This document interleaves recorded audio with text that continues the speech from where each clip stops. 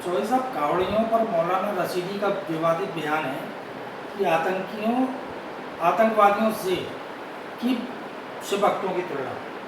कावड़ यात्रा पर ऑल इंडिया इमाम एसोसिएशन के अध्यक्ष मौलाना साजिद रशीदी, उन्होंने कहा है, आप उन्हें भगवान शिव का भक्त कहते हैं जो सड़कों पर बैठकर शराब और नशीली चीज़ें लेते हैं। आप उन्हें शिव भक्त कहते हैं जो वर्दी पहने पुलिस कर्मियों पर हमला करते हैं। आप उन्हें शिव भक्त कहते हैं जिन्होंने स्कूल वैन की खिड़कियां तोड़ी और बच्चों को घायल किया। आप उन्हें भी शिव भक्त कहते हैं जिन्होंने मरीज को ले जा रही एम्बुलेंस को रोका और लोगों को जय श्री राम बोलने के लिए मजबूर किया। ये शिव भक्त नहीं है, ये आतंकवादी है। क्या कहेंगे इसको? मौलाना साजिद रशीदी साहब के मैं इस बयान की कठोर निंदा करता हूं और मैं मानता हूं कि आतंकवाद का कोई धर्म नहीं होता है। जहां तक सवाल कांवड़ यात्रा का है, कांवड़ यात्रा में हिंदुओं के करोड़ों लोगों की धार्मिक आस्थाएं हैं और ये यात्रा ऐसी है कि इसमें अनुशासन का पालन कराया जाता है, आत्म संयम सिखाया जाता है और प्रार्थनाएं की जाती हैं विश्व की शांति के लिए, मानव जाति के लिए, सुख और कल्याण के लिए।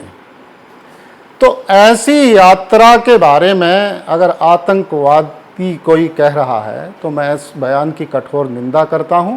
हाँ, ये ज़रूर है, कुछ लोग होते हैं ऐसे कि वो बदनाम करने के लिए कुछ गलत काम भी कर देते हैं, तो उसका मतलब ये है कि उनके खिलाफ कानूनी कार्रवाई की मांग करनी चाहिए। लेकिन हम सभी को आतंकवादी कह दें, ये कानून के और संविधान के खिलाफ बात है। और फिर मेरा ये भी मानना है कि हम किसी दूसरे मज़ाहिब के लोगों पर उंगली उठाने से पहले अपने बारे में भी सोचें, क्योंकि संविधान सभी धर्मों के लोगों की अपनी अपनी आस्थाओं के साथ चलने की आज़ादी देता है। जहाँ तक सवाल मौलाना साजिद रशीदी साहब का है, उन्हें पहले मुसलमानों के बारे में भी सोचना चाहिए कि लोग हज करने जाते हैं, नमाज़ें भी पढ़ते हैं, रमज़ान भी रखते हैं, लेकिन फिर भी गरीबों का, यतीमों का, मिस्कीनों का माल छीनते हैं, अधिकार छीनते हैं, जुल्म ज़्यादतियाँ करते हैं।